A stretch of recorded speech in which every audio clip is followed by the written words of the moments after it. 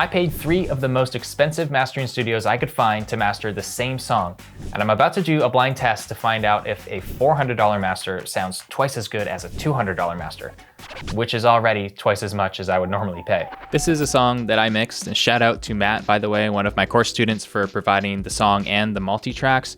Let's listen to my unmastered mix first. So here's a little bit of the first verse. Truth or dare?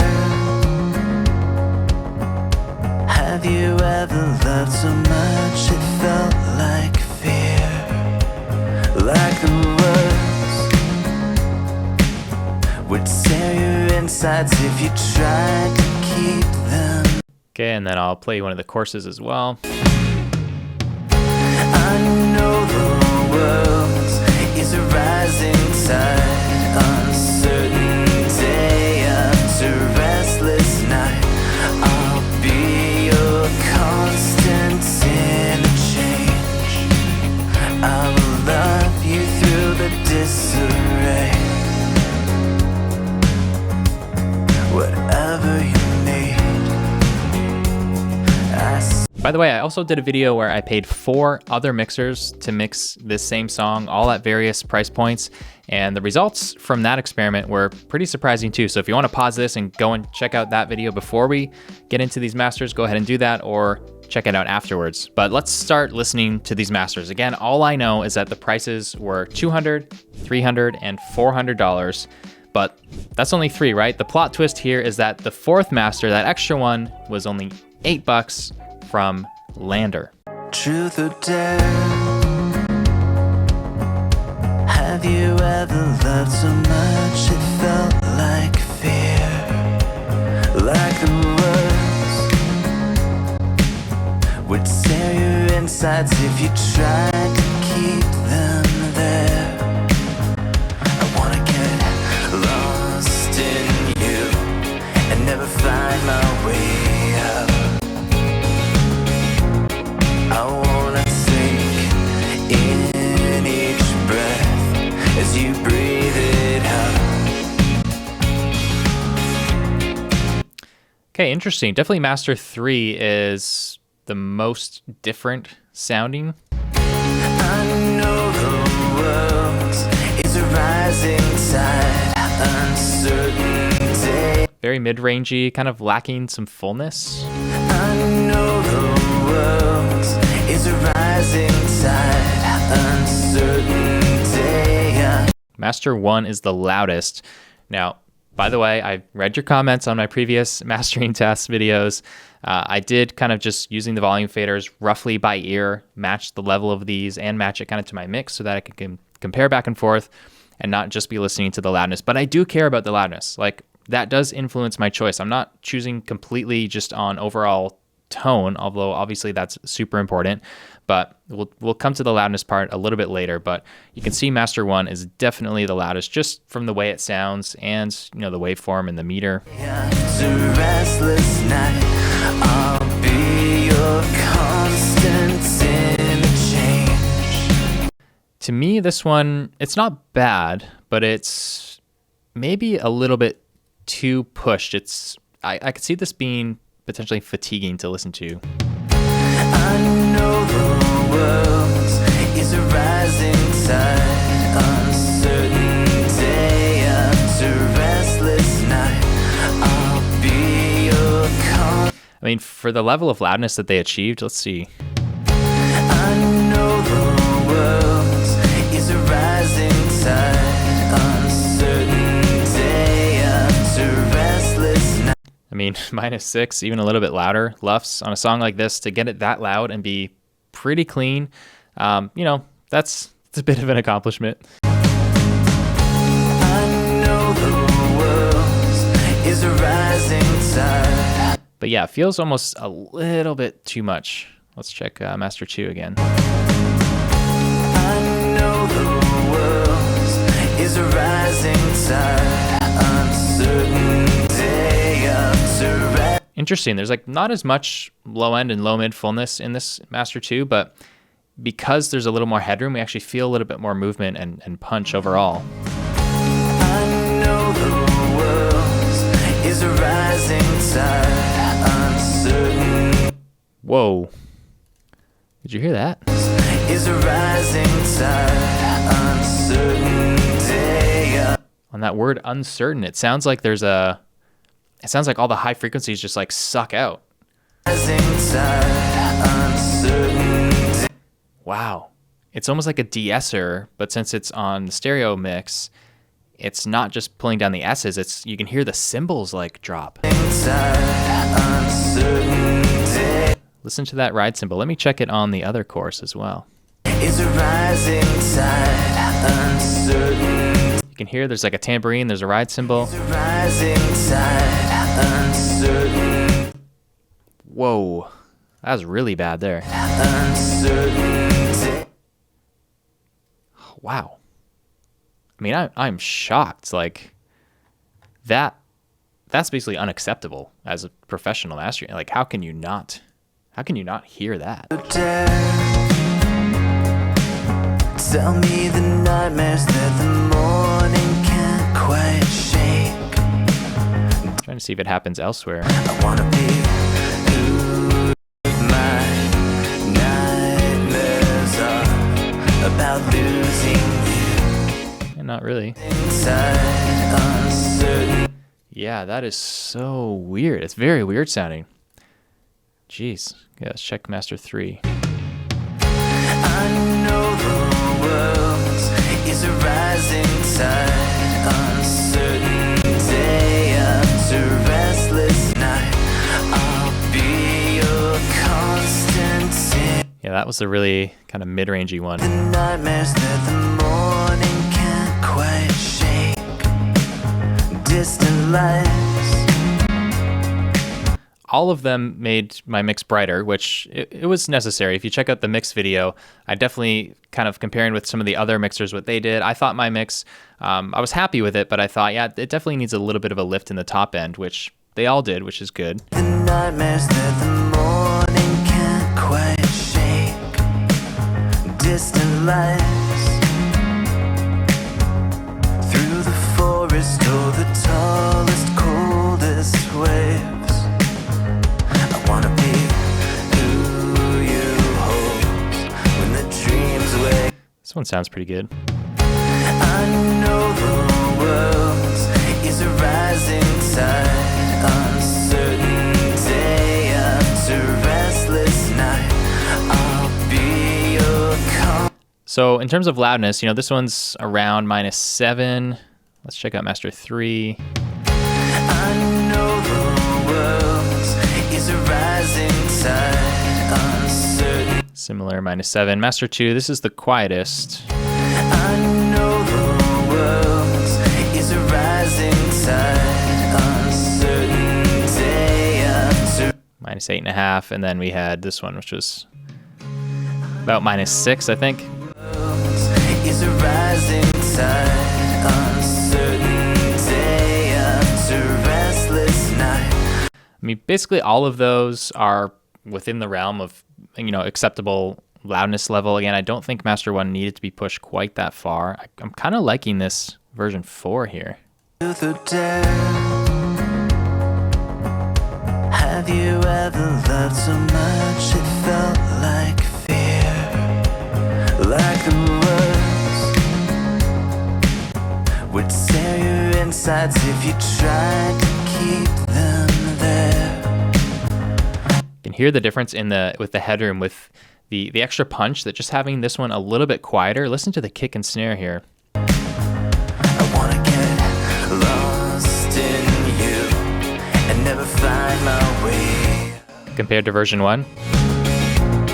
I wanna take in each breath as you. I like the extra definition on the transients. I know the world is a rising tide, uncertain day after restless night.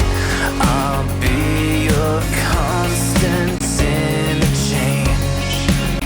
I'll love you through the distance. Okay, Master 3 is definitely my least favorite. I'm going to put that down to the bottom. I think it's just, I don't know, it's too mid-rangey, kind of nasally sounding. Day after restless night, I'll be. All the three other masters sound much bigger, much fuller. So I'm going to hope that this is the lander version. I'm going to guess that that's what that one is. All right, man, the others, it's hard. They're close. I know the world is a rising tide, uncertainty. Okay, this one, Master 2, that's got to go down here because it's that de-essing. I just heard it again, where everything, all the high end sucks out. That's, again, that you can't let that happen. Otherwise, it's not bad. Constant in change. I will love you through the disarray. Whatever you need, I swear that I will be. The rest of it, I don't mind. It's maybe a little bit too quiet. I might have expected something a little bit louder here. Again, my only instruction when I sent this off was I just want a modern, competitive rock/pop master. You know, that's all I asked for there. I'd say this is coming in a little bit too much on the quiet side here. I know the world is a rising tide, uncertain day after restless night. I'll be your constant in change. I will love you through the disarray. Hey, real quick, if you want some extra help with your mixes, go check out my free mixing cheat sheet. It's got all of my go-to starting points for EQ and compression for every track in your mix. And I get comments all the time from people saying that just this cheat sheet alone improved their mixes literally overnight. So you can grab it for free. It's at mixcheatsheet.com, or you can click the link in the description below. I think I'm almost ready to make my final decision in terms of the ranking of these. I just want to let you hear the difference between the actual volume of each of these. So let's set them all to -3 dB on the faders here. I know the world is a rising tide, uncertain day after restless night. I'll be your constant in change. I will love you through the disarray. Whatever you need, I swear that I will be. Yeah, I think I'm going to rank them like this. I think Master 4, it's a little quieter than Master 1, but when you switch back and forth, you don't miss the loudness. Like Master 1 just sounds a little bit too pancaked. I wouldn't be unhappy with it necessarily, but I think it sounds better with just a little bit of extra headroom. I know the world is a rising tide, uncertain day. And it sounds very true to my original mix, but just a little bit brighter overall. It's giving it a little bit of a lift. And of course, with all the limiting compression, whatever they're doing to reduce the dynamic range, that's just bringing up the energy overall, which is what I like to hear in a master. I wanna be who you hold when the dreams wake you. 'Cause all of my nightmares are about losing. Yeah, Master 1, good balance, just pushed too far. I wanna be who you hold when the dreams. This one, I wish it was a little louder. I wish that there was a little more top end on kind of the hi-hat, and yeah, just a little bit more of a lift in the top end. And then that de-essing thing is a disaster. And then here, I wanna be who you hold when the dreams wake. it's pretty loud and it sounds harsh. All right. So, I mean, I have no idea. Honestly, between these three, I'm going to guess that these three are, the $200, $300, and $400 masters. I have no idea what to expect in terms of what order those are in. And then this one, Master 3, I think is the AI master job. All right, let's do this. Let's find out which one is which. By the way, guys, I'm not someone who's going to throw anyone under the bus. So this one, Master 2, with that de-essing fiasco that, is totally unprofessional to me. You know what, if that turns out to be not the lander one, if that's one of the top end studios, I'm not going to say who it is. All right. I'm not looking to trash anyone here. Maybe I'll just reveal kind of what the top one was. I'm not one of those guys. So let's go ahead. So I thought the worst one was Master number 3. So let's see who did master number 3. Yes, I was right.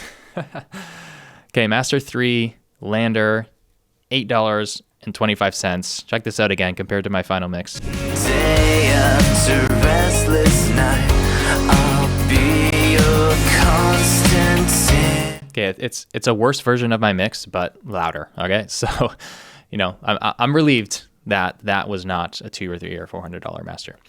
All right, in third place, master number 2 with the weird de-essing high frequency thing going on. Let's see. Okay, that was the $200 master. Interesting. So out of the high price masters, the one that I thought was the worst was the cheapest. So that's kind of interesting there. All right, second place was master number 1, and this is the one that sounded pretty good overall. It was just taken a bit too far. Push very hard. Let's see who did master number 1. Ooh, that was the most expensive one. $400. Okay. All right, interesting. So that leaves version number 4, which I thought was my favorite master here. Sterling Sound, $300. Okay.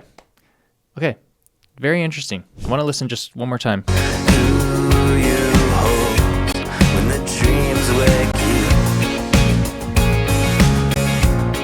'Cause all of my nightmares are about losing you. I think it's a really good master, and man, no wonder they have such a good reputation in the community. Sterling Sound, Ted Jensen, it's gotta be one of the most recognizable names in mastering. I certainly saw it in the credits of album after album after album when I was growing up. So it's cool to have now had the chance to actually work with them, hire them, and even cooler that I liked their version best. Now, one caveat though, I don't know who actually did it. They give you a choice there. You can hire a regular engineer, a senior engineer, or I guess Ted himself, the chief engineer. And for this test, we chose a senior engineer, which was the $300 per song rate. For all 3 studios, the process was essentially the same in hiring them. They were all able to turn it around in less than 5 business days, which is great. Something I really appreciate in a mastering engineer is a fast turnaround time. One interesting thing to point out though, the master that I was least happy with, master number 2, they actually sent me 2 versions right off the bat. They just said that one was a little louder and they wanted me to choose which one I would approve. And I didn't really like that. I think if you're the mastering engineer, you're the one who's supposed to make that call and decide where the loudness should land. Now I can hear your work and I could say, hey, I think you need to push this a little louder, or I could say you need to back this off a little bit. That's fine, but I do not want to be instantly confronted with the choice and trying to A/B 2 different versions of your work. And it seems like I keep finding the same thing every time I do these tests. There's always someone who is overpriced and under delivers, and it's no different in this case with the $200 master. But all of these rates, honestly, are higher than I have ever paid or seen paid on any record I've worked on. Usually we're paying around $100 per song, which I think is a sweet spot for mastering. You can get a really great pro engineer at that rate, and it's totally doable. In this case, Sterling did deliver a great master for us at $300, as they should, but I'm pretty confident I could have found someone at a lower rate and been just as happy. But that doesn't mean I'm saying it's overpriced or it's a ripoff or that no one should ever charge that much or anything like that. Look, as long as someone's willing to pay the rate, then it's worth it to them, end of story. And it's similar with pricing everywhere, right? At a certain threshold, you're no longer just paying for the quality of the work, but you're paying for the name, the reputation. It's supply and demand. And if you're someone like Ted, who's got a discography full of smash hit records, well then, yeah, you probably do need to push the rates up higher just to filter out projects and keep the workload manageable. Oh yeah, the Lander version, I almost completely forgot about that. I've disregarded it in my mind, was clearly the worst out of all of these. And I'm not surprised at that. I've never been that impressed with these AI mastering websites. It's just not there yet. And all the mastering engineers out there can breathe a sigh of relief at this video. Let me know in the comments below which master you thought was best and if you agreed with my ranking here. And if you haven't seen the blind mix shootout I did for this same song yet, you can check it out in this video right here.